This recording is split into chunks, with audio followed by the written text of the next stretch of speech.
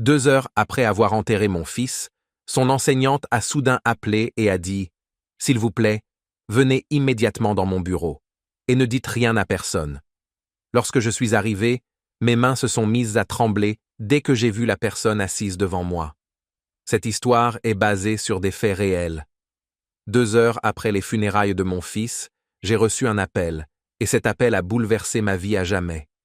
La voix de son enseignante tremblait à tel point que les mots se formaient à peine. Mais malgré tout, j'ai distingué chaque phrase, chaque pause, chaque souffle, comme si de cela dépendait le dernier fil qui me reliait encore à mon enfant.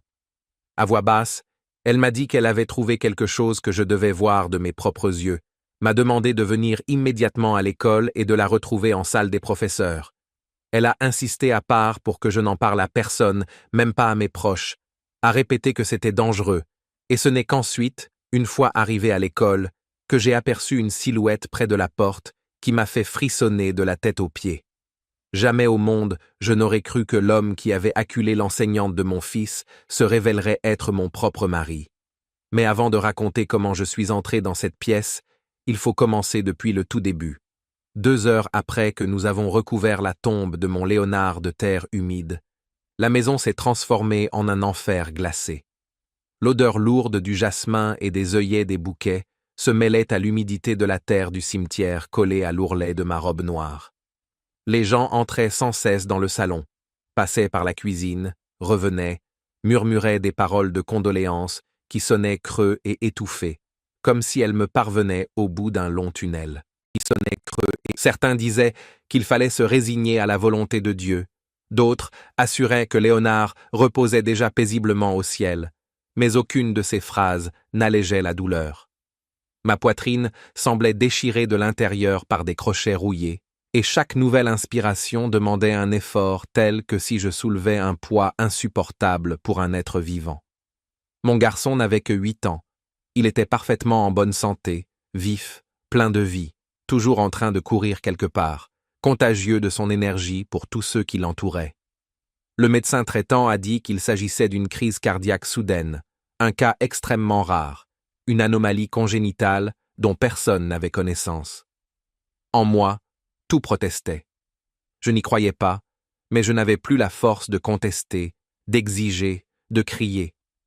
Je suis allé dans ma chambre, me suis assise sur le bord du lit, adossée à la tête de lit, et je suis resté longtemps à fixer un point, le cadre avec la photo où mon Léonard souriait largement, serrant dans ses mains une coupe scolaire remportée lors d'une course. Sur ce cliché, il paraissait si vivant, si fier, qu'on aurait dit qu'il allait sortir de la photo pour entrer dans la pièce.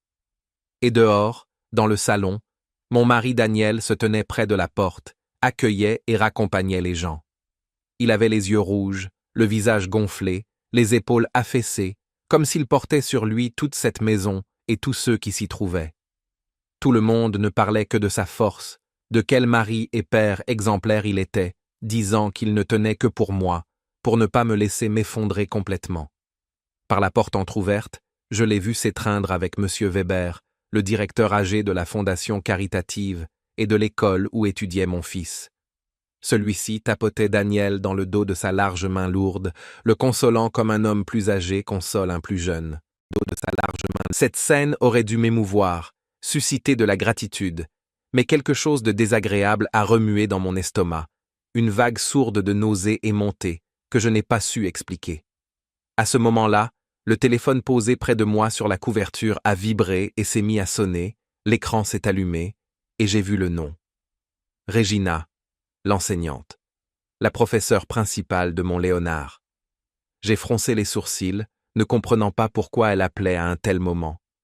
Je l'avais pourtant vue au cimetière. Elle se tenait tout près du cercueil, pleurait en s'essuyant les yeux avec un mouchoir. D'une main tremblante, j'ai glissé le doigt sur l'icône verte et porté le téléphone à mon oreille.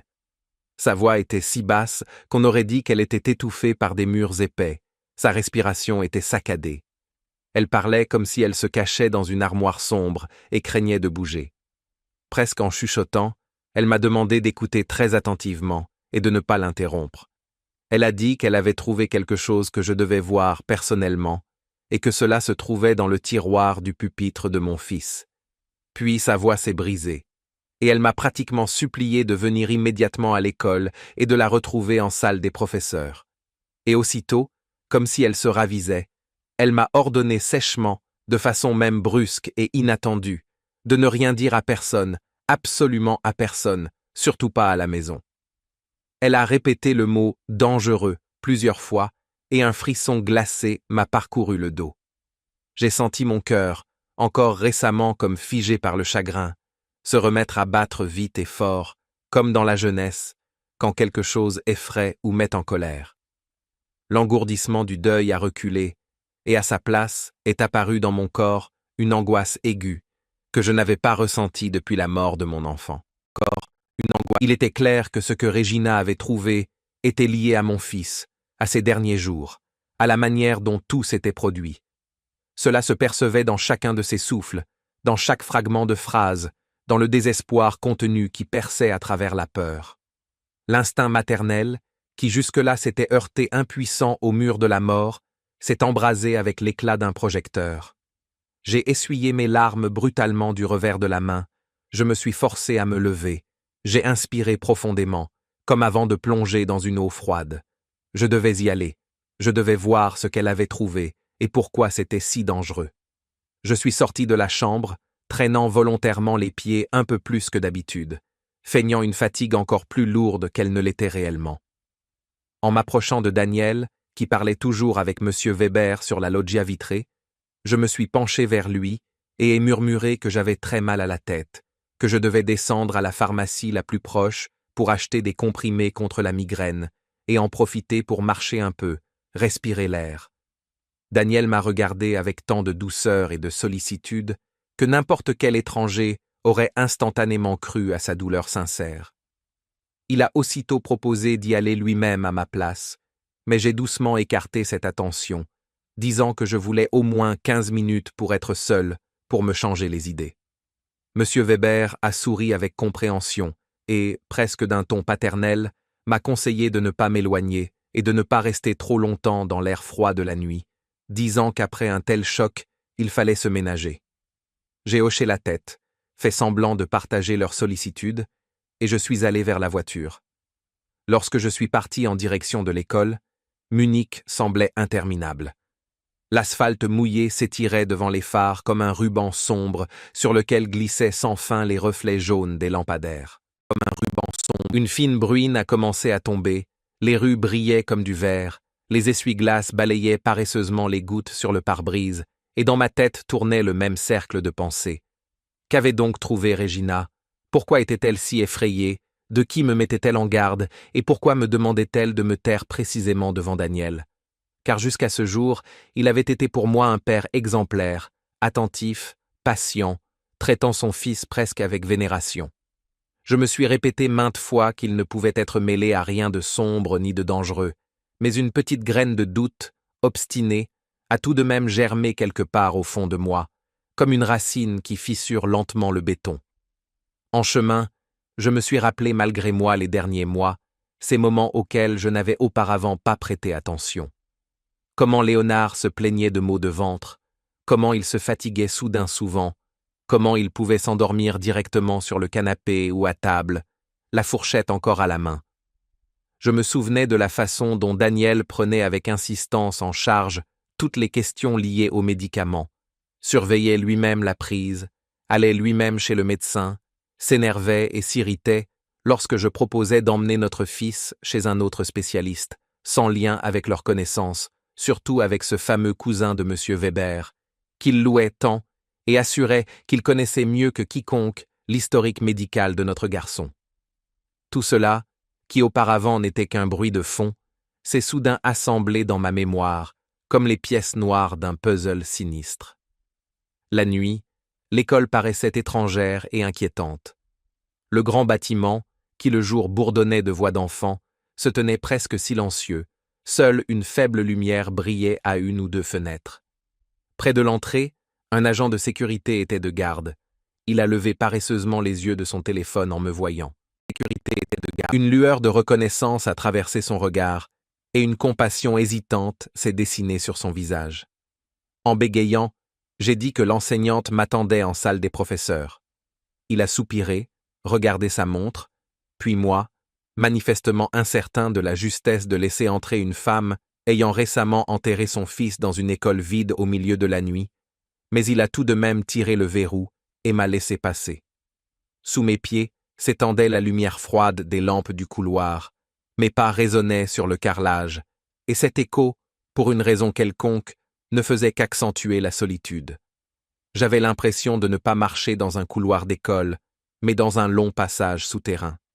Je me suis dirigé vers la salle des professeurs, sentant à peine mon corps, mes doigts serraient la lanière de mon sac au point d'en blanchir les jointures. Dans ma tête résonnait la voix de Léonard, racontant avec enthousiasme combien son enseignante Régina était gentille, comment elle le félicitait et combien il l'aimait.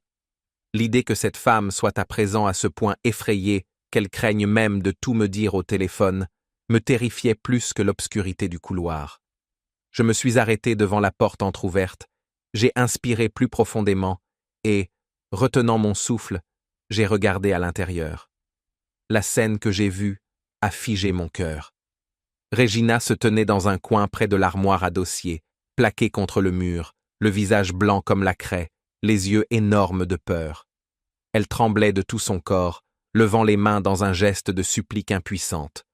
Devant elle, dos à la porte, se tenait un homme en chemise noire, et rien qu'à la silhouette, à la façon dont il transférait son poids d'une jambe à l'autre, à l'odeur à peine perceptible d'un parfum familier qui s'échappait de la pièce vers le couloir, j'ai compris qui je voyais. Mais mon esprit a tout de même tenté de repousser cette pensée. Dans sa main, il tenait un petit objet noir, une clé USB, ou peut-être un petit disque dur. Il parlait à Régina d'une voix basse, sans la moindre chaleur.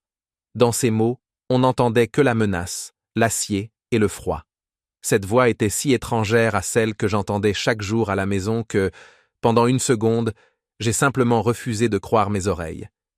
J'ai poussé la porte un peu plus fort, les gonds ont grincé plaintivement, trahissant ma présence. L'homme s'est retourné brusquement, la lumière blanche de la lampe fluorescente est tombée en plein sur son visage, et mes jambes ont flanché. Je me suis agrippé au chambranle pour ne pas m'effondrer au sol.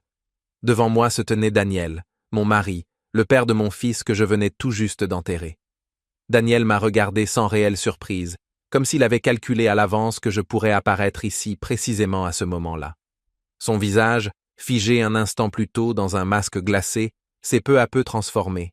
Le masque familier de douleur contenue s'est tendu, le même avec lequel il avait arpenté toute la journée notre maison parmi parents et connaissances. Il a discrètement plaqué l'appareil noir contre son flanc, essayant de le soustraire à mon regard. J'ai porté les yeux sur Régina. Elle ne sanglotait plus à voix haute, mais des larmes coulaient silencieusement sur son visage. Ses lèvres tremblaient, ses mains restaient levées, comme celles de quelqu'un qu'on vient d'étrangler. Mon esprit refusait d'accepter ce qui se passait. Daniel aurait dû être à la maison, accueillir les gens, se tenir près de moi, et non menacer l'enseignante de notre fils dans une école vide, la nuit. Que faisait-il ici? Pourquoi l'intimidait-il?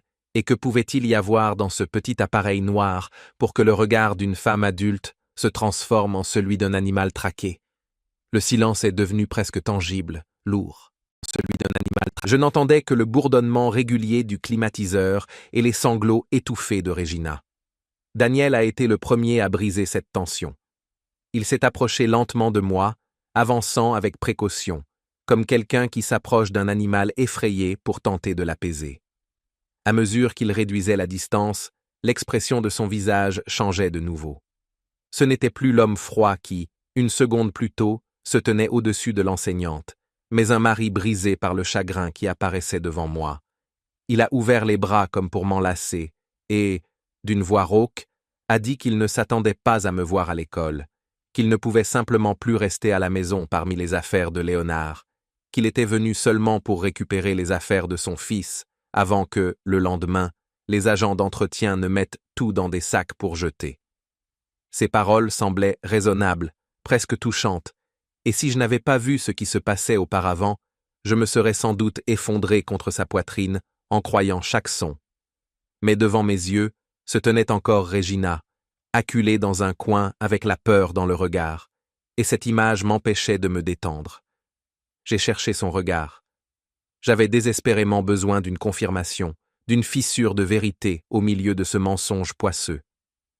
Regina tremblait, ses yeux allèrent de Daniel à moi, comme si elle se trouvait à un carrefour dont dépendait une vie. Et à cet instant, Daniel a glissé sur elle un regard où a scintillé quelque chose de menaçant, de lourd, une expression que je ne lui avais jamais vue auparavant. L'enseignante a tressailli, a hoché la tête à la hâte, et d'une voix brisée, a confirmé ses paroles, disant que oui, Daniel était venu prendre les affaires de Léonard, qu'il se souvenait simplement de quel bon garçon il était. Je savais qu'elle mentait. Qu'il se souvenait, tout son corps le disait. La sueur froide sur ses tempes, ses doigts crispés sur le bord de sa jupe au point d'en blanchir les jointures. Mais elle répétait malgré tout la même phrase, obéissant docilement à son jeu, parce qu'elle avait trop peur. Daniel posa la main sur mes épaules, les serra un peu plus fort qu'il n'aurait fallu pour me soutenir. Cette insistance excessive se ressentait comme une pression dont on avait envie de se dégager. Il dit à voix basse que nous devions rentrer à la maison, que je ne pouvais pas rester longtemps dans un endroit où l'on ne faisait que rouvrir la plaie.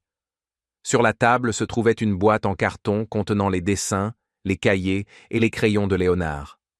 D'un geste presque imperceptible, Daniel glissa le petit appareil noir dans la poche de son pantalon. Il comptait sur le fait que je ne le verrais pas, mais je l'avais vu parfaitement. Avant de sortir, il se dirigea le premier vers la porte, et dans ce minuscule instant où son dos me faisait face, Regina se retrouva brusquement à mes côtés, comme si elle accourait simplement pour remettre mon foulard, légèrement déplacé par l'humidité. Ses doigts glacés touchèrent mon cou, glissèrent vers mon épaule, et je sentis distinctement qu'elle poussait quelque chose de fin, plié, dans le pli du tissu à hauteur de l'épaule. Ses yeux se plantèrent dans les miens. On y lisait à la fois le désespoir et la supplication. Ses lèvres bougèrent sans émettre un son, mais il n'était pas difficile de lire ce mot. Fuis. Mon cœur s'emballa, se mit à battre si vite qu'il semblait vouloir jaillir hors de ma poitrine. Je me forçai à garder une apparence calme, hochai la tête comme si je la remerciais simplement de son attention, et fis un pas en arrière. À cet instant, Daniel se retourna, nous regarda avec une ombre de suspicion et demanda de quoi nous chuchotions. Je répondis rapidement que Regina me demandait seulement de tenir bon, de prier et de veiller sur ma santé. Regina me demandait... Il scruta mon visage une seconde, comme pour vérifier quelque chose, puis sembla s'en contenter, me prit par la main, et nous quittâmes la salle des professeurs, laissant Regina seule au milieu de ce bureau silencieux et étouffant, figée comme une statue de cire prête à fondre sous la chaleur de sa propre peur. Le trajet du retour se transforma en route vers une exécution invisible. Daniel conduisait avec un calme ostentatoire, passant de temps en temps la main sur ses yeux, comme pour essuyer des larmes. Il mit une musique classique douce, celle qu'il mettait d'ordinaire pour se détendre, mais qui résonnait pour moi comme une marche funèbre de mon propre avenir. Assise sur le siège avant, je regardais la pluie marteler de plus en plus fort les vitres, les cercles jaunes des lampadaires s'étaler sur le pare-brise mouillé. Dans le pli du foulard sur mon épaule, la lettre brûlait. Il me semblait que, précisément à cet endroit, le tissu était devenu brûlant, comme une braise. J'avais envie de déplier le papier sur le champ, mais la peur que Daniel le remarque retenait le moindre de mes gestes. Je jetai un regard furtif vers lui. L'homme avec qui je vivais depuis plus de 10 ans me paraissait soudain étranger, comme un compagnon de route inconnu, devant lequel on a peur même de respirer. Je repassais mentalement les derniers mois, comme un couloir où, dans chaque pièce, se trouvait un détail auquel je n'avais pas prêté attention auparavant, et qui maintenant s'illuminait en rouge. Je me souvenais des plaintes de Léonard concernant des douleurs au ventre, de sa faiblesse soudaine, de ses étranges et longs sommeils diurnes où il pouvait s'endormir sur le canapé ou à table, la cuillère encore à la main. Je me rappelais comment Daniel avait pris avec insistance en charge toutes les questions liées aux médicaments, surveillait lui-même, emmenait lui-même notre fils chez le médecin, s'énervait lorsque je disais qu'il serait peut-être bon de consulter un autre spécialiste, sans lien ni avec Weber ni avec son parent médecin, qu'ils encensaient tant en assurant que c'était lui qui comprenait le mieux l'état de notre garçon. À l'époque, cela ne me semblait être que de la fatigue et des nerfs, mais à présent, Ces épisodes épars s'assemblaient comme les fragments noirs d'une image effrayante. Lorsque nous arrivâmes à la maison, le calme était déjà revenu. La plupart des gens étaient partis, dans la cour quelques proches rangèrent des chaises, quelqu'un lavait silencieusement la vaisselle dans la cuisine. Je dis que j'avais très mal à la tête, que j'avais des nausées et que je devais m'allonger. Daniel proposa aussitôt de faire bouillir de l'eau pour du thé, d'apporter un calmant, mais je balayai ses offres, disant que je voulais simplement me coucher et ne voir personne. Dans la chambre, je fermai la porte à clé, m'y adossai en essayant de réguler ma respiration. J'écoutais les pas derrière le mur, attendis qu'ils s'éloignent vers la cuisine, et seulement alors glissai les doigts dans le pli du foulard pour y sentir la feuille pliée en 4. Je la sortis. Mes mains tremblaient tant que le froissement du papier semblait plus fort que la pluie. C'était une feuille arrachée d'un cahier d'école, déchirée de façon irrégulière, couverte d'une écriture hâtive et maladroite. Je m'approchai de la table de chevet, allumai la faible lumière de la lampe et commençai à lire. Les lettres sautaient devant mes yeux, mais chaque mot se gravait dans mon cerveau comme un fer brûlant. Il y était écrit que Léonard n'avait aucun problème cardiaque, que ses analyses étaient normales et que le véritable diagnostic avait été dissimulé. On lui aurait changé ses médicaments et, au lieu d'un traitement normal, commencé à lui donner de petites doses de poison afin de détruire lentement son organisme. Plus loin, Regina écrivait brièvement que je devais vérifier l'ours en peluche dans sa chambre, disait qu'avant de mourir, mon fils avait noté quelque chose, et ajoutait que je devais me méfier. Elle écrivait clairement que mon mari était dangereux. À la fin figurait son nom et quelques traits irréguliers, comme si le temps lui avait manqué pour terminer la phrase. Le monde s'effondra instantanément. Tout ce à quoi je m'étais forcé à croire se brisa comme du verre. Mes genoux cédèrent et je m'affaissai sur le sol, serrant la feuille contre ma poitrine. Mon enfant, mon Léonard, n'était pas mort d'une maladie rare. On l'avait empoisonné petit à petit, longtemps, méthodiquement, et celui qui faisait cela se trouvait en cet instant même dans ma cuisine, peut-être en train de faire bouillir la bouilloire, en jouant le père accablé de chagrin. La douleur qui jusque-là me déchirait de l'intérieur commença à se transformer, comme si on l'avait coulé dans un moule et laissé durcir. Les larmes semblaient s'être asséchées. Un autre sentiment monta en moi, lourd, dense, aigu. Ce n'était plus un sanglot impuissant, c'était quelque chose qui ressemblait à de la rage. Je me relevai en m'agrippant au bord du lit, comme un blessé se remet debout après un coup, et, en tâchant de ne pas faire de bruit, sortis dans le couloir. La porte de la chambre de Léonard, juste à côté, était entr'ouverte. Je la poussai. Une odeur familière de mousse pour enfants, de crème et de quelque chose de chaud et de rassurant me frappa. Tout était resté tel qu'il l'avait laissé. Les cubes sur le sol, les affiches de dessins animés au mur, des livres éparpillés sur la petite table. Les affiches de dessin. Sur le lit était assis son grand ours en peluche brun, celui-là même qu'il serrait chaque soir avant de s'endormir, que je lui avais offert quelques années plus tôt pour son anniversaire. Je m'approchai, passai la main sur la fourrure douce, et mes doigts butèrent aussitôt sur une étrange irrégularité dans le dos. Là où aurait dû se trouver une couture lisse, on sentait un point grossier, légèrement de travers, comme si quelqu'un avait ouvert et recousu le jouet à la hâte. Je me rappelais comment, à l'école, on leur apprenait un peu à coudre, comment Léonard m'apportait parfois des jouets au point maladroit en disant fièrement qu'il les avait réparés lui-même. Mais cette bande irrégulière semblait trop récente, trop grossière. Je m'approchai de son bureau, ouvris un tiroir, sortis un petit nécessaire de manucure où se trouvaient des ciseaux et une lime. Je revins vers l'ours, m'assis sur le bord du lit et commençai prudemment à découdre les fils, en essayant de ne pas répandre le rembourrage dans toute la pièce. Le duvet synthétique blanc apparut, et bientôt, parmi lui, se montra un petit rectangle noir. Un dictaphone numérique ordinaire, ce petit gadget d'enregistrement espion que notre ami Thomas avait offert à Léonard il y a longtemps. Le garçon adorait jouer aux espions, aux petits détectives. Un frisson me parcourut l'échine lorsque j'appuyai sur le bouton de lecture. D'abord, j'entendis la respiration faible et enrouée de mon fils. Sa voix ne ressemblait en rien à ce rire clair qui, peu de temps auparavant encore, remplissait notre maison.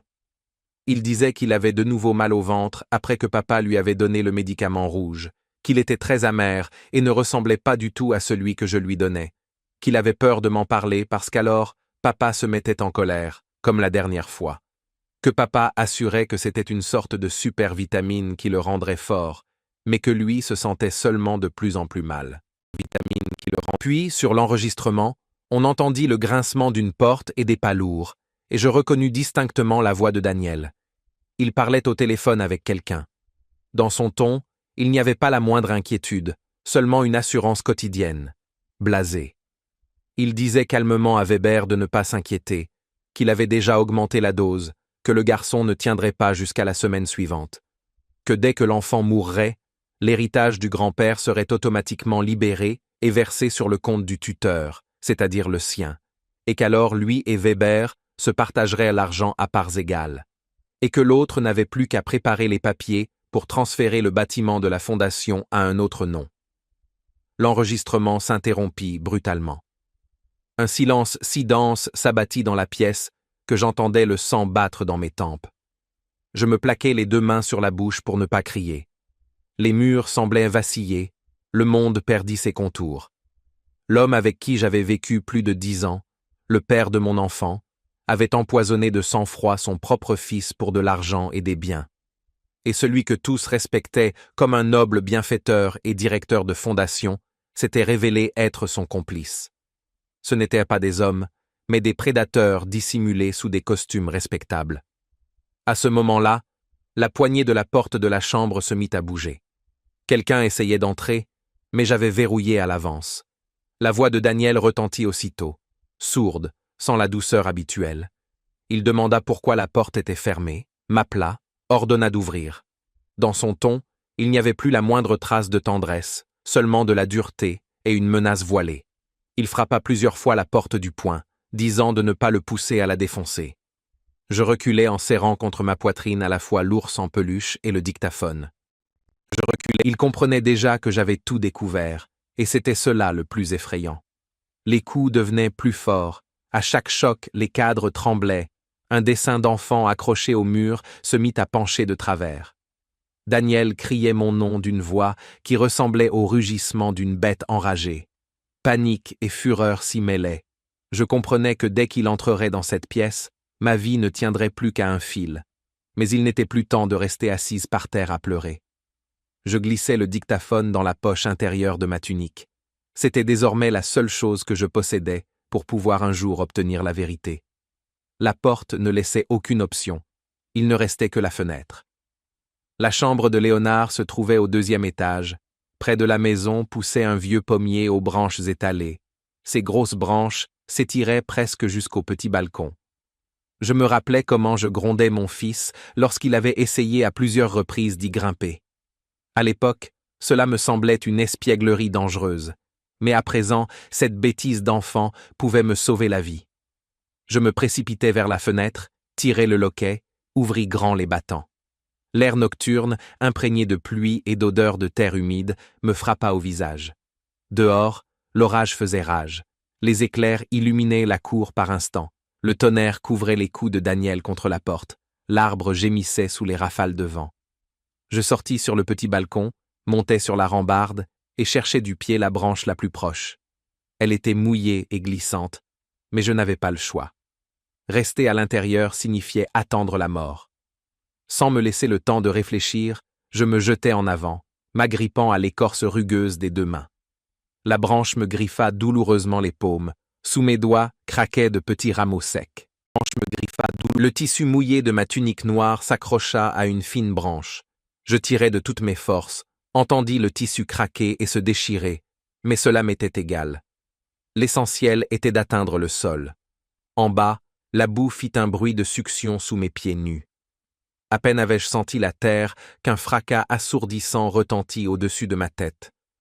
Daniel avait finalement défoncé la porte de la chambre de son fils. Je levai les yeux et vis sa silhouette dans l'embrasure, éclairée par la lumière de la pièce.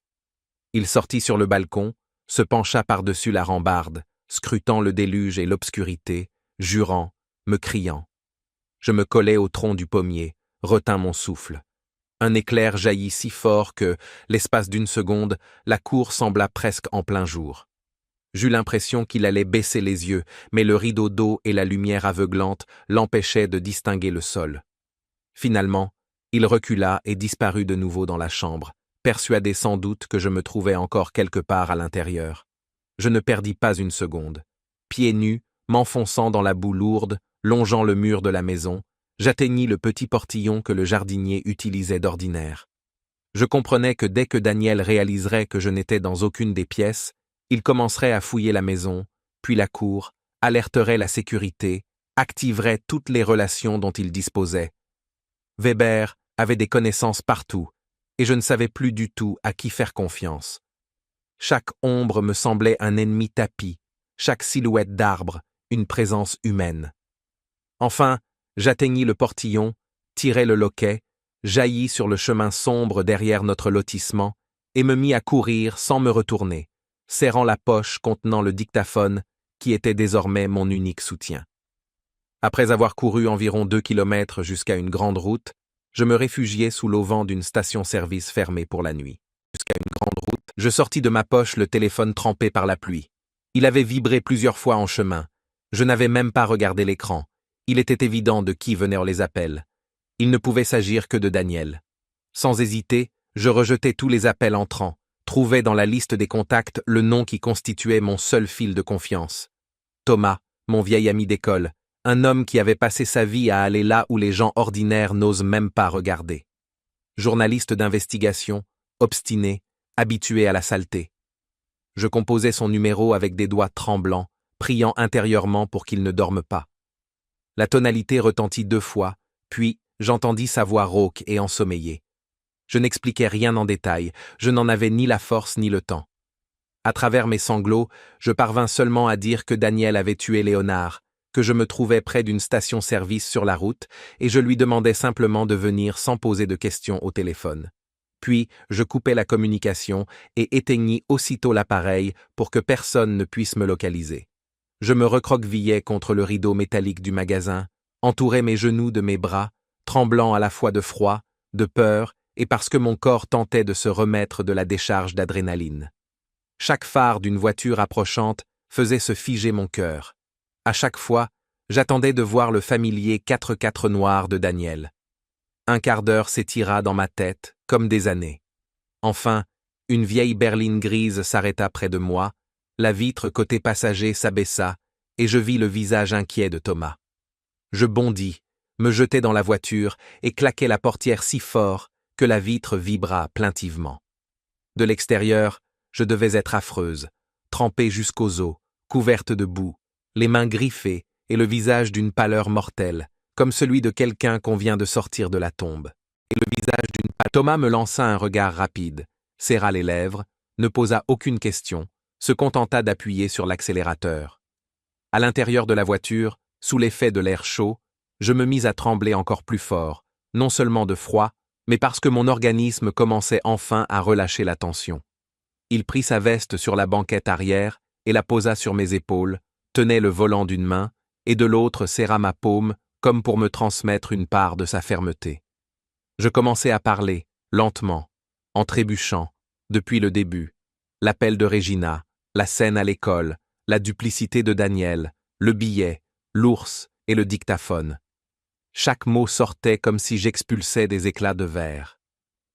Lorsque l'enregistrement arriva au moment où la voix de Daniel discutait calmement de la mort de son propre fils et du partage de l'héritage, Thomas n'y tint plus. Il gara la voiture sur le bas-côté et alluma les feux de détresse, écoutant jusqu'au bout. Son visage changeait au fil des phrases prononcées par Daniel et Weber sur le petit appareil. Quand l'enregistrement s'interrompit, il frappa le volant et les insulta tous les deux, comme je ne l'avais encore jamais entendu. Puis il se força à relancer le dictaphone, mais cette fois-ci, il ne regardait plus en ami, il regardait en journaliste, lucidement. Il dit que c'était une preuve extrêmement solide, mais en même temps terriblement dangereuse. Weber n'était pas un petit chef quelconque, il avait des relations, de l'argent, des hommes à lui dans la police et les tribunaux. Si nous allions simplement au commissariat le plus proche pour glisser cet enregistrement au premier enquêteur venu, nous risquions non seulement de voir disparaître les preuves, mais aussi d'être réduit au silence avant même que quelqu'un ait le temps d'entendre ce qui y était enregistré. Au silence. Il décida d'abord de m'emmener dans un endroit sûr, un petit appartement en périphérie de Munich, qui avait autrefois appartenu à son oncle décédé et dont même le reste de la famille ignorait l'existence. Cet appartement devint notre refuge temporaire et notre quartier général. En chemin, il alluma la radio, simplement pour tenter de briser ce lourd silence. D'abord passèrent les informations ordinaires sur les embouteillages, puis le présentateur passa soudain à une édition spéciale et annonça que, dans la cour d'une école primaire de la Lindenstrasse, le corps d'une femme avait été découvert et que, selon les premières données, il s'agissait d'une enseignante. Ils ne donnèrent que les initiales, mais cela suffisait amplement. Tout s'effondra en moi. Je me mis à hurler directement dans la voiture que c'était Regina, qu'elle était morte, que ce n'était pas un suicide mais un meurtre, que Daniel et Weber l'avaient éliminée et qu'ils diraient maintenant qu'elle s'était elle-même jetée du toit. La culpabilité s'abattit sur moi, comme si on m'avait frappé dans le dos avec une dalle de béton. Si j'avais essayé de la faire sortir de l'école, si j'avais insisté, si je ne l'avais pas laissée seule face à ces hommes, peut-être serait-elle encore en vie. Je sanglotais, frappant le tableau de bord de mes poings, jusqu'à ce que Thomas coupe le moteur et me prenne dans ses bras, me laissant libérer ce qui, autrement, m'aurait simplement déchiré. À un moment donné, au milieu de ces sanglots, quelque chose changea en moi. La douleur cessa de m'écraser et sembla se solidifier, se transformer en une résolution froide et tranchante. Les larmes se tarirent d'elles-mêmes, je me redressai, regardais droit devant moi la bande sombre de la route, et je me rappelais le regard de Regina lorsqu'elle m'avait silencieusement dit « Fuis ». Elle ne pouvait pas mourir pour rien. La mort de Léonard ne pouvait pas non plus rester sans réponse. Mourir pour rien. Il ne suffisait plus d'envoyer Daniel et Weber en prison. Cela me semblait trop clément pour eux. Je voulais qu'ils ressentent eux-mêmes ce qu'ils nous avaient fait vivre, la peur, l'impuissance, la honte, que leur vie se désagrège comme la mienne s'était désagrégée. Je me tournai vers Thomas et, d'une voix calme, presque effrayante de régularité, je dis que je n'avais pas besoin seulement de justice juridique.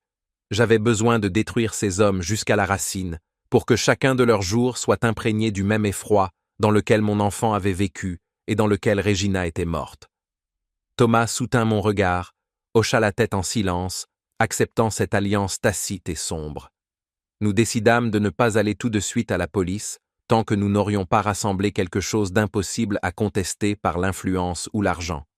Un seul enregistrement pouvait toujours être déclaré truqué.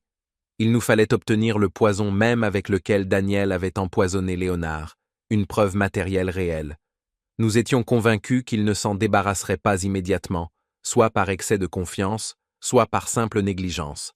Et cette nuit-là, dans le petit appartement poussiéreux de la périphérie, nous cessâmes d'être seulement des victimes pour devenir des chasseurs. Je coupais mes cheveux jusqu'aux épaules, jetais dans un sac ma robe de deuil noire et déchirée, et enfilais des vêtements simples restés de l'oncle défunt de Thomas. Avec mes cheveux, c'était comme si je tranchais aussi l'ancienne Clara, docile et patiente épouse. Elle était morte avec mon fils. À l'aube, nous étions déjà assis à une vieille table dans la petite cuisine étroite, à préparer mon retour dans le nid de vipères, mais désormais, je devais y aller non pas comme une épouse coupable quémandant le pardon, mais comme un fantôme revenant chercher ceux qui l'avaient tué pour tirer leurs secrets à la lumière. Nous savions que Daniel travaillait comme directeur exécutif dans le grand centre de bureau du fonds caritatif de M. Weber, au centre de Munich. Chaque vendredi, une société de nettoyage sous-traitante y venait pour effectuer le grand ménage de tous les bureaux. Ce serait ma porte d'entrée. Thomas, qui toute sa vie s'était aventuré là où les gens ordinaires n'osent même pas regarder, pirata le système de cette société et m'inscrivit sur la liste du personnel temporaire sous une fausse identité. Sur le papier, je devenais une discrète femme de ménage nommée Samira, avec badge et uniforme. Dans la salle de bain de cet appartement loué, je me tins devant le miroir, glissai mes cheveux sous un foulard pratique bleu foncé, comme en portent les femmes travaillant en équipe.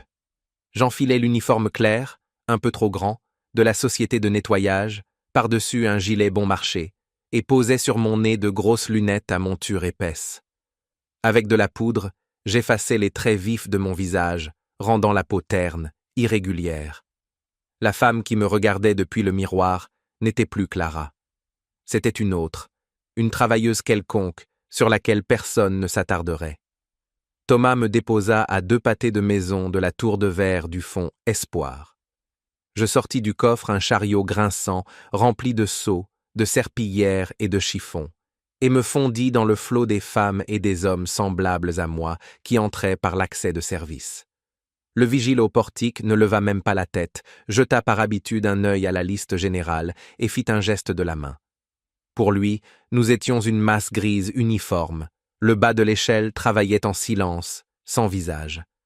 Je passai calmement sous le portique, présentai au lecteur le badge copié par Thomas à partir de celui d'un employé imprudent, et le tourniquet métallique cliqueta docilement. Nous montâmes par l'ascenseur de service, chaque chariot vers son étage.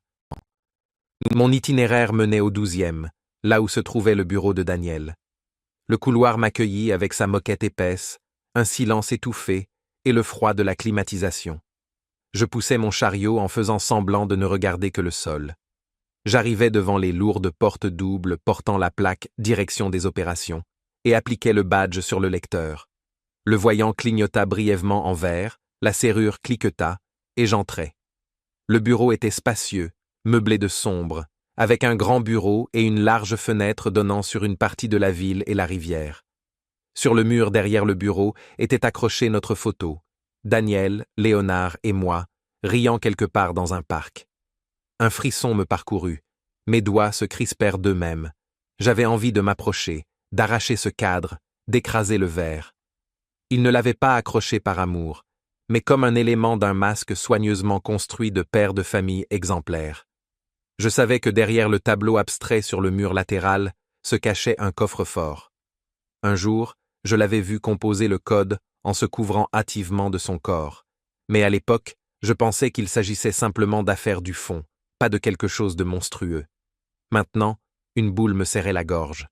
J'enlevai soigneusement le tableau, le posai de côté et vis le rectangle familier de la serrure électronique. J'avalai ma salive.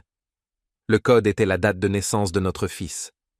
Le cynisme de ce détail me retourna l'estomac. Mes doigts composèrent d'eux-mêmes sur le pavé tactile le jour, le mois, ce jour de mars où Léonard était né. La serrure cliqueta doucement, un voyant vert s'alluma, la porte céda. À l'intérieur, il n'y avait aucun flacon de médicaments. La porte céda. À la place, se trouvaient des liasses d'euros soigneusement ficelés, des dossiers de titres de propriété d'appartements et de terrain au nom de Daniel, plusieurs passeports avec différents tampons, des documents sur le transfert de biens immobiliers du fonds vers des structures privées. Devant moi se trouvait le concentré de leur avidité, la corruption en gros plan, mais cela ne prouvait pas encore le meurtre de mon enfant. J'activai la minuscule caméra dissimulée par Thomas dans l'un des boutons de ma poitrine et, lentement, méthodiquement, je photographiais chaque document, sans en omettre un seul. À ce moment-là, j'entendis dans le couloir un bourdonnement de voix et un rire. Les pas se rapprochaient rapidement. La panique monta comme une fièvre qui me frappa à la tête. Je refermai à la hâte la porte métallique du coffre, remis le tableau en place. Il pencha légèrement, mais je n'avais pas le temps de le redresser. Je glissai derrière le grand canapé en cuir près du bureau, m'accroupis et fis semblant d'essuyer la plainte. La porte s'ouvrit brusquement. Daniel entra dans le bureau, accompagné d'une jeune femme mince et soignée, perchée sur de hauts talons, dans une robe moulante. Je reconnus aussitôt Bogdana, sa secrétaire, que j'avais trop souvent vue à ses côtés auparavant. Ils ne me remarquèrent pas derrière le dossier du canapé et dans l'ombre de la grande armoire. Ce que j'entendis ensuite me brûla de l'intérieur. Daniel ne ressemblait en rien à un père endeuillé. Il riait en se servant à lui et à elle du cognac dans de lourds verres bas. Bogdana s'assit sur le bord du bureau et passa sa main sur son bras d'un geste aguicheur. Il parlait de la mort de Léonard comme s'il discutait d'un contrat conclu avec succès. Elle ronronnait qu'aux funérailles, il avait joué un rôle incroyable, que même M. Weber avait été impressionné par son chagrin, le qualifiait de fort, d'intelligent, enfin prêt à vivre pour lui-même et non pour un enfant malade. D'intelligent, Daniel, ricanant de satisfaction, dit que se débarrasser de ce garçon faible avait été la meilleure chose qu'il pouvait faire pour son avenir. Il appela son propre fils un fardeau, un trou par lequel s'écoulait l'argent qu'il tenait déjà mentalement entre ses mains. Je serrai les doigts si fort que mes ongles s'enfoncèrent douloureusement dans mes paumes. Une première vague brûlante de rage me monta à la tête. J'avais terriblement envie de bondir, de me jeter sur eux, de tout ravager dans le bureau, mais je savais qu'à découvert je perdrais. À la place, d'un mouvement à peine perceptible, j'appuyai du doigt sur le bouton du petit micro-cravate que Thomas avait cousu à l'intérieur de la poche, et je laissai chaque mot s'enregistrer. Il discutait du voyage en Europe qu'il prévoyait de faire lorsque tout se serait calmé et que les millions seraient enfin arrivés sur leur compte. Il riait de ma fuite. Daniel, avec un sourire narquois, disait qu'on me retrouverait bientôt dans un fossé et que tout le monde conclurait que j'étais devenue folle de chagrin et que je m'étais suicidée. Il me traitait de faible, de misérable, incapable de vivre sans sa main directrice. Puis, s'approchant de Bogdana et l'embrassant sur la tempe, il lança presque nonchalamment qu'en réalité, il n'avait rien à craindre, que de toute façon, personne ne pourrait rien prouver. J'ai envoyé dès ce matin le flacon avec cette solution à l'incinération avec les déchets médicaux. Il n'en reste aucune trace. Ces mots frappèrent comme une barre de fer dans le dos. Le flacon, notre principal espoir, avait disparu. Mais avec la déception, vint une autre compréhension. Nous avions entre les mains leur propre confession arrogante, l'aveu de ceux qui se croyaient vainqueurs. Lorsqu'ils se préparèrent enfin à sortir déjeuner, j'attendis encore de longues minutes, tapi dans ma cachette, jusqu'à ce que leurs pas s'éloignent. Je me levai prudemment, redressai le dos, sortis de ma poche une petite voiture, un jouet métallique d'enfant que Léonard portait autrefois dans son sac et dont il ne se séparait jamais. Je l'avais prise cette nuit-là et l'avais gardée sur moi tout ce temps. Maintenant, je la posais au milieu du bureau, sur les dossiers soigneusement alignés de Daniel, pour qu'en la voyant, il comprenne que le passé était revenu le chercher. De ce petit objet, un frisson plus glacial que la climatisation parcourut la pièce. Je quittai silencieusement le bureau, repris le chariot, et aussi discrètement que j'étais entré, quittai l'étage. De retour à l'appartement, Thomas et moi réécoutâmes l'enregistrement. J'étais assise, enfoncée dans le dossier du vieux canapé. Lui, n'y tenant plus, sortit sur le balcon, claqua la porte, et dans le vent, alluma une cigarette en jurant à voix basse. L'enregistrement était accablant, mais lui, en journaliste, en voyait le point faible. C'était toujours un enregistrement audio illégal, qu'on pouvait tenter de contester, de déclarer falsifié, monté. Il nous fallait obtenir non seulement la vérité judiciaire, mais leur chute publique, qu'ils se noient eux-mêmes sous les yeux de tous, face caméra, sous les flashs, en se trahissant par leurs propres mots. L'appât le plus sûr pour de telles personnes, c'est la peur. Quand un criminel commence réellement à avoir peur, il finit inévitablement par commettre une erreur. Et nous savions que Daniel, aussi froid qu'il paraisse, avait une vieille fissure, sa peur panique de tout ce qui est impur, de la punition pour le mal, de ce qui échappe au contrôle. Quand nous venions de nous marier, il m'avait un jour avoué qu'il avait, depuis l'enfance, peur des histoires de fantômes, que l'idée que les mauvaises actions reviennent vers l'homme multiplié l'effrayait. Que l'idée que toute sa vie, il avait tenté de noyer cette peur sous le cynisme, l'argent, une façade d'importance, mais elle vivait toujours en lui, simplement plus profondément. Pendant ce temps, Thomas avait piraté le système de maison intelligente que Daniel avait autrefois installé avec fierté dans notre pavillon. Toutes ces caméras, microphones, lumière, son et climatisation contrôlée. Tout ce qui devait lui donner un sentiment de contrôle et de sécurité devint notre arme. Nous décidâmes d'utiliser sa propre forteresse contre lui, de faire murmurer les murs de sa maison sur ce qu'il avait fait et de le pousser pas à pas jusqu'à l'état où il commencerait lui-même à détruire sa vie, tandis que nous ne ferions que guider. Cette nuit-là, nous conclûmes définitivement, de nos propres mains, nous transformerions sa maison en maison de fantômes et regarderions cet homme fort, sûr de son impunité, sombrer lentement dans la folie. Les premiers pas furent les plus effrayants non pour lui, mais pour moi, car chacun de nos actes pouvait se solder non par un salut imaginaire venu de l'au-delà pour Daniel, mais par une véritable prison ou la mort pour Thomas et moi. Mais il n'y avait pas de retour en arrière. Le matin, il me conduisit à un arrêt non loin de notre lotissement. Je tirai un vieux foulard sur ma tête, cachai mon visage derrière les larges verres de mes lunettes, et attendant que la sécurité à la grille soit distraite par une voiture arrivant, passai devant eux comme une simple voisine pressée de rejoindre des connaissances. De loin, notre maison semblait la même qu'avant. Soignée, bien entretenue, avec une pelouse verte et des allées pavées régulières.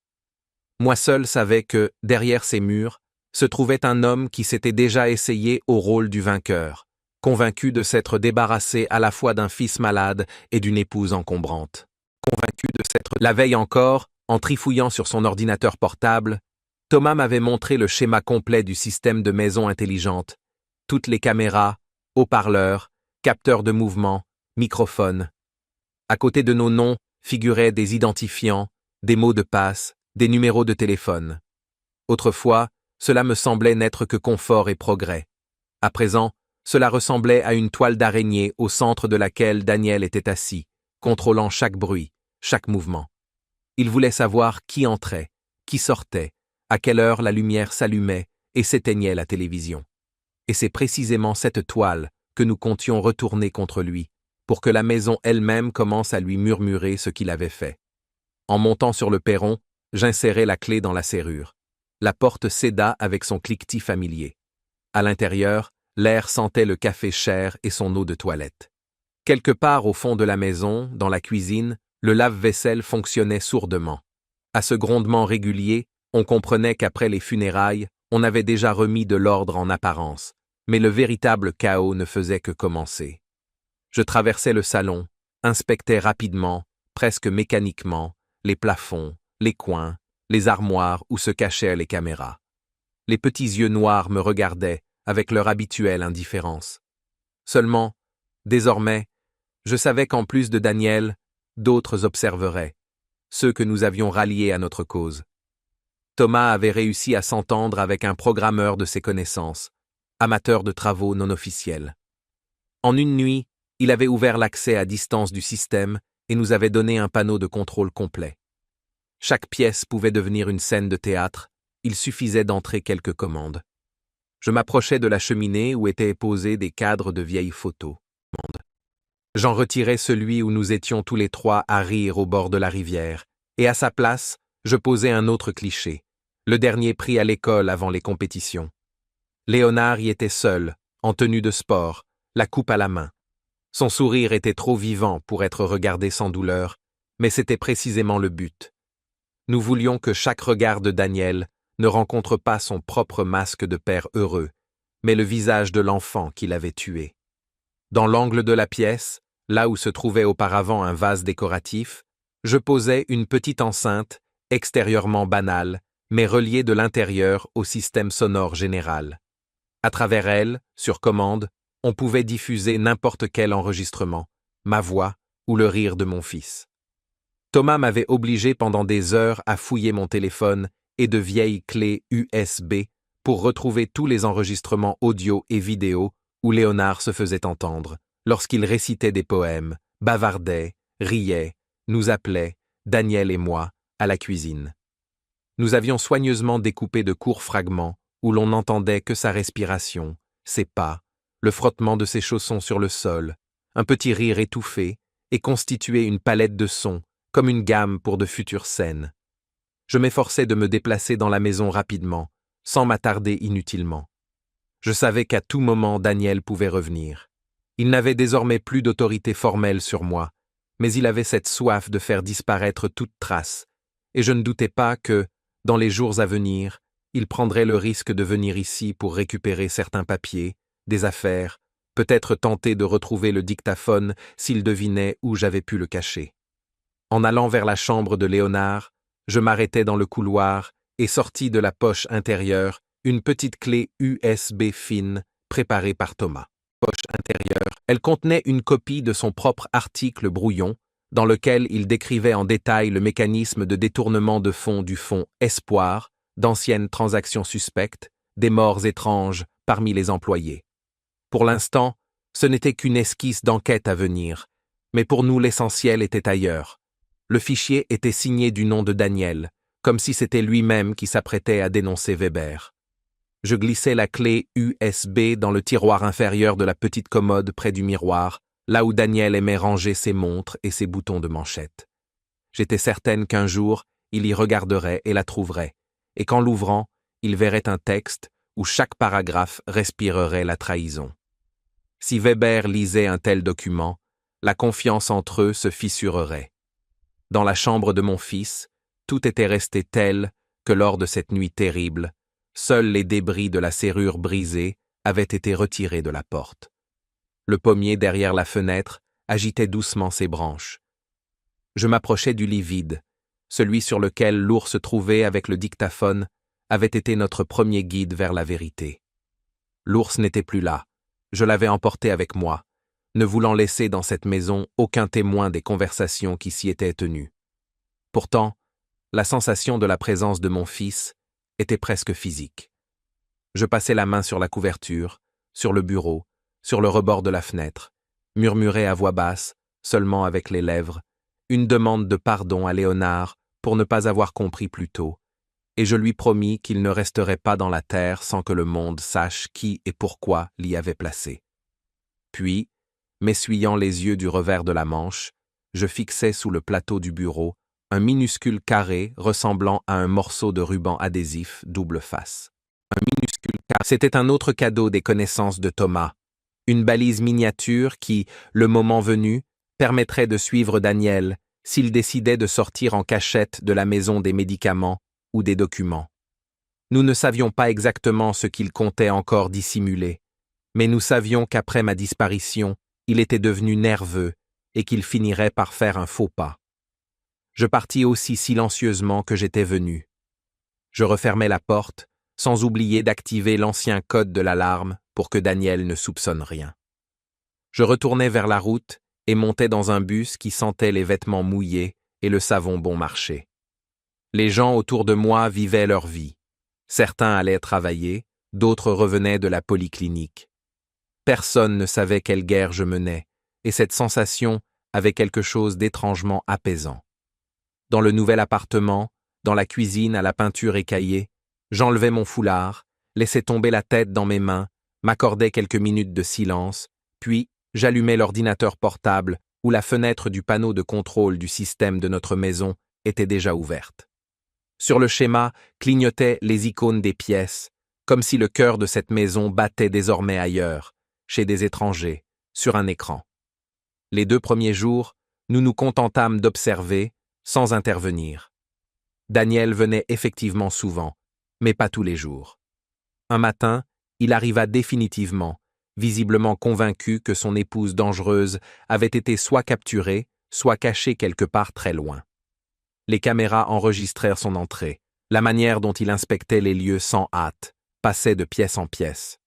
Ses gestes étaient plus brusques qu'avant. Parfois, il se figeait près d'une fenêtre, regardant le jardin comme s'il essayait de discerner quelqu'un entre les arbres. Puis il entra dans la chambre de Léonard, et là, tout son corps, comme en un instant, devint raide, vitreux. Et là, je le vis remarquer l'absence de l'ours sur le lit, parcourir la pièce, toucher les rideaux, le matelas, regarder sous le lit, sous le bureau, dans l'armoire. Il revint vers la porte, jeta un dernier regard et sortit, presque sans cligner des yeux. De retour dans son bureau, il ouvrit cette même commode où j'avais laissé la clé USB, et lorsqu'il se pencha, la caméra au plafond capta nettement le moment où ses doigts touchèrent le plastique fin, où il le sortit et le tourna entre ses mains, le front plissé. Je ressentis presque physiquement le grattement du soupçon qui naissait en lui. S'était-il demandé qui avait pu glisser une clé étrangère dans sa maison? Je l'ignorais, mais je savais que c'était précisément à partir de ce petit objet que son alliance avec Weber commencerait à se désagréger. Nous ne voulûmes pas attendre. Le soir même, lorsqu'il revint dans la maison seul, sans Bogdana, et que les caméras le montrèrent errant de pièce en pièce, comme s'il cherchait quelque chose, quelques commandes suffirent à Thomas et à moi pour activer discrètement à plein volume le système sonore du salon et lancer la première des pistes préparées. Au début, rien de très net, seulement un froissement à peine audible, comme si quelqu'un avait traversé le couloir pieds nus, puis le léger craquement de vieilles lames de parquet, alors que notre sol était en stratifié neuf. Et ensuite, après une pause, un rire d'enfant. Bref, très reconnaissable, celui-là même que j'avais enregistré autrefois sur un vieux téléphone, lorsque mon fils, sautant du canapé au fauteuil, riait à gorge déployée d'énergie. Daniel, qui se tenait près de la fenêtre avec un verre à la main, sursauta si violemment que le vin se renversa. Il se retourna, parcourut la pièce, vérifia les enceintes, puis sortit dans le couloir, regarda dans la chambre de Léonard, revint. Son visage pâlit, ses lèvres se serrèrent. Il tenta de tout attribuer à une panne accidentelle, se dirigea vers le panneau de contrôle et coupa le son dans toute la maison. Mais quelques minutes plus tard, lorsqu'il monta au 2e étage, nous relançâmes l'enregistrement. Cette fois, ce n'était plus un rire, mais un chuchotement discret, comme si un enfant à moitié endormi appelait sa mère. Du plafond descendit une phrase à peine audible. « Maman, j'ai mal. » Sur l'écran, on voyait Daniel s'arrêter net, figé, un pied sur la marche. Pour la première fois depuis longtemps, je vis dans ses yeux une peur véritable, celle qu'on ne peut pas jouer. Nous n'organisions pas ces perturbations tous les jours, pour ne pas lui laisser le temps de s'y habituer. Parfois, c'étaient des pas dans le couloir à une heure tardive, parfois un court éclat de rire. Parfois, pendant quelques secondes, nous allumions la veilleuse dans la chambre de Léonard alors que personne n'y entrait, et la caméra montrait une pièce vide. Par moments, Thomas, via les scénarios lumineux, faisait s'éteindre les lampes du couloir, quand Daniel passait, et une minute plus tard, seule la veilleuse de la chambre d'enfant s'allumait, comme d'elle-même. Tout cela pouvait s'expliquer par des dysfonctionnements, et je voyais comment, au début, il essayait de le croire. Il appelait des techniciens, pestait au téléphone. Mais plus cela durait, plus nous ajustions nos interventions à son emploi du temps, à ses habitudes, plus son visage se faisait tirer, épuisé. Parallèlement, Thomas et moi travaillions sur un autre front, celui du papier, de la chute officielle. Les enregistrements audio que nous possédions déjà furent soigneusement retranscrits, transformés en versions écrites, mais aucune copie ne restait stockée en clair sur l'ordinateur. Tout était chiffré, sur des supports amovibles dissimulés dans différents endroits de l'appartement, et même chez quelques connaissances fiables de Thomas. Dans différents endroits, il commença à rassembler discrètement des documents sur le fond Espoir, rapports officiels, déclarations fiscales, données issues de registres publics. Il parlait à d'anciens employés en se présentant sous des noms différents. Certains se souvenaient de licenciements étranges, d'autres laissaient entendre que l'argent du fonds suivait depuis longtemps des chemins tortueux, mais personne n'osait le dire ouvertement, même sans connaître la mort de mon fils. Nous savions que, dès que notre guerre émergerait à la surface, nous n'aurions plus droit à l'erreur. Chaque mot devrait être précis, chaque chiffre vérifié, chaque accusation étayée de manière à ne pouvoir être balayée par un simple coup de téléphone à la bonne personne. Au bout de quelques semaines de ces perturbations et de ce silence, la maison n'apparaissait plus à Daniel aussi sûre qu'avant. Les caméras montraient comment il sursautait au moindre bruit inattendu, comment il contournait la chambre de son fils en évitant d'y entrer, comment parfois, assis dans le salon, il se retournait brusquement, comme s'il avait entendu des pas derrière lui. Un jour, à bout de nerfs, il s'arma comme s'il partait à la guerre. Il tenait à la main un lourd objet métallique, ressemblant à s'y méprendre à un morceau de tuyau, et parcourut toutes les pièces, y compris le sous-sol, regardant dans chaque recoin, chaque placard. Mais il ne trouva personne. Et le lendemain, lorsqu'il entra dans son bureau et vit sur la table la petite voiture d'enfant que j'avais laissée sur les dossiers, qu'il avait sans doute jetée depuis, mais qui se trouvait de nouveau au même endroit parce que, la nuit, j'étais revenu par le jardin pour la replacer, Daniel s'effondra sur une chaise. Il resta assis, fixant ce jouet comme s'il était vivant. On aurait dit qu'encore un peu, et ses doigts trembleraient, qu'il ouvrirait la bouche pour parler à cette voiture comme à un fantôme obstiné du passé. Il ouvrirait la bouche. C'est alors qu'il fit le premier pas que nous attendions. Il appela Weber. Nous entendîmes cette conversation par le système de haut-parleurs lorsque, n'y tenant plus, nous activâmes le micro du bureau. La voix de Daniel était cassée, nerveuse. Il essayait de se montrer maître de lui, mais la panique transparaissait dans chaque mot. Il disait que quelque chose d'étrange se passait dans la maison, que tout semblait lui rappeler le garçon. qu'il avait l'impression que quelqu'un se moquait de lui, déplaçait des objets, que des choses s'allumaient et s'éteignaient toutes seules. Weber balaya d'abord cela d'un rire, parla de bêtises, dit que Daniel avait simplement les nerfs à bout, qu'il fallait moins boire et plus dormir. Mais ensuite, se souvenant visiblement de Regina morte, il changea brusquement de ton, se fit plus dur. Il dit à Daniel de ne pas paniquer, que tout leur montage reposait sur une résistance de fer, lui ordonna de trouver une explication logique à ce qui se passait, d'appeler des techniciens, de vérifier si je n'étais pas revenu. À la fin, il demanda entre ses dents si des journalistes ou la police ne s'étaient pas présentés, si quelqu'un s'était intéressé à la mort de l'enfant. Daniel, respirant lourdement, jura que tout était calme, que ce qui était arrivé à Regina relevait d'un accident, que les gens faibles ne supportent pas la vue de la mort. Weber grogna, mit fin à l'appel, et il me sembla que, pour la première fois, dans sa voix, il n'y avait plus de certitude, mais une légère ombre de doute. C'est alors que Thomas dit qu'il était temps de passer à la phase suivante, à la pression publique, au moment où non seulement les murs de la maison murmureraient à Daniel, mais où la ville elle-même commencerait à s'agiter, à se tourner vers le fond espoir. Nous étions assis dans la pénombre de la pièce de l'appartement loué. Dehors s'étiraient les lumières jaunes de la route et les silhouettes sombres des entrepôts.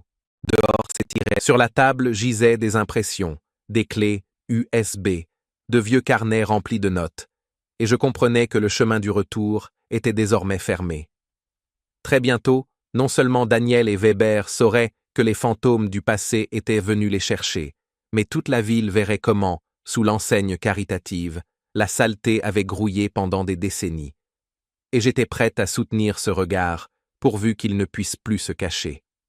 Nous décidâmes de porter le premier coup non pas à leur portefeuille, ni à leurs nerfs, mais à leur façade, à cette vitrine soigneusement construite, derrière laquelle se cachait toute leur souillure.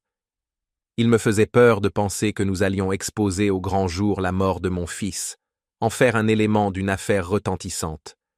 Mais en même temps, je savais que sans cela, Daniel et Weber resteraient aux yeux des gens des bienfaiteurs respectés, et que Léonard demeurerait à jamais dans les statistiques comme un enfant atteint d'une rare pathologie cardiaque congénitale. Thomas commença modestement par ce qu'il savait faire de mieux. Il écrivit un long article, mais pas comme d'habitude sous son nom, plutôt comme une analyse anonyme envoyée à une rédaction. Il lui donna un titre doux, sans accusation directe, quelque chose comme « Des ombres autour d'un fond caritatif ». Il me le montra sur l'écran de l'ordinateur portable. Nous étions assis à la table de la cuisine du même appartement loué, la lampe n'éclairait que le plan de travail, tout autour régnait une obscurité épaisse et poisseuse. Je lisais lentement les lignes où aucun nom n'était cité, mais où quiconque connaissait un tant soit peu la ville comprenait de qui il s'agissait. Il décrivait des coïncidences troublantes, la mort soudaine de plusieurs enfants liés au fond, le licenciement de médecins trop curieux, le changement de fournisseur de médicaments, l'apparition chez la direction du fonds de voitures et de biens immobiliers anormalement coûteux. Tout cela ne ressemblait pas à une accusation directe, mais à une invitation à réfléchir, à poser des questions. Et à la fin, il laissa l'essentiel.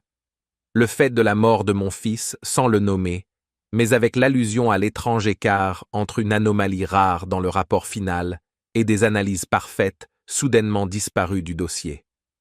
J'avalais un nœud dans la gorge en lisant le dernier paragraphe, où il posait une question simple et terrifiante. Combien d'enfants doivent encore mourir avant que quelqu'un ne demande pourquoi, pour certains, la charité se transforme en appartement de luxe et en SUV, tandis que pour d'autres, elle se termine par des tombes fraîches dans des cimetières de banlieue?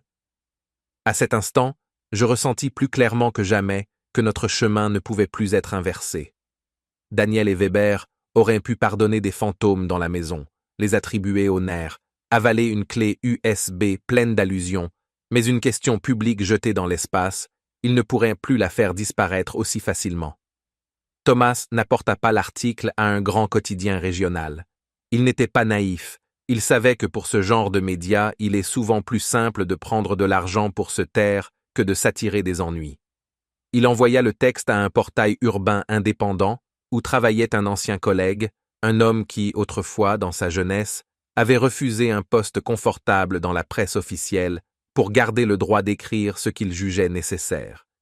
Ils se mirent d'accord pour que le texte paraisse sans signature, comme une lettre de lecteur, et que la rédaction précise qu'elle vérifiait les informations présentées afin de ne se lier formellement à rien tout en ne donnant pas immédiatement de prétexte pour tout supprimer. Au début, l'article resta sur le site discrètement, sans gros titres, sans annonce sur les réseaux sociaux. Mais une ville est un organisme vivant, avec ses propres terminaisons nerveuses. Au bout de quelques heures, des commentaires commencèrent à apparaître sous l'article. J'étais assise, penchée sur l'ordinateur portable comme une écolière sur une épreuve, et je les lisais. Certaines personnes écrivaient qu'elles ne faisaient plus confiance aux fondations depuis longtemps, que tout cela n'était qu'un commerce sur la souffrance des enfants. D'autres s'indignaient, défendaient Weber, rappelaient ses discours lors des fêtes municipales, racontaient comment il offrait des ordinateurs et du matériel sportif aux écoles. Mais de temps en temps, surgissaient aussi d'autres messages, plus prudents, contenant de petits détails inquiétants. Une femme écrivit que sa nièce, dans cette même école, avait elle aussi reçu un médicament étrange après lequel la fillette avait des nausées et une grande faiblesse. Un autre homme se souvenait d'un jeune médecin qui parlait trop et qui avait bientôt perdu son poste. Au cœur de la discussion, quelqu'un mentionna Regina de manière vague, comme une enseignante récemment décédée dans des circonstances étranges. Je comprenais que chaque mot de ce genre